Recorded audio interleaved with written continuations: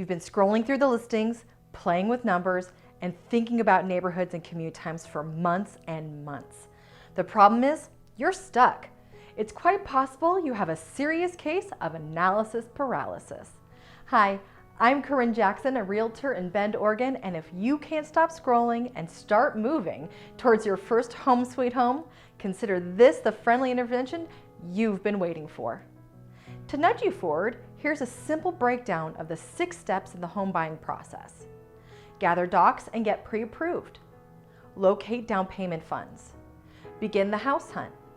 Negotiate an offer and contingencies. Schedule a home inspection. Close and get the keys and move in. So many jump straight to the house hunt. It is the most fun part, but I highly recommend getting all of your financials in order first. Need more info? I have a playlist of other videos I've done right over here that you can check out that's full of tips and tricks about buying a home.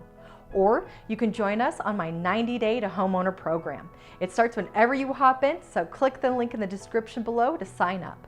Thanks so much for watching, and I'll see you over in the next video.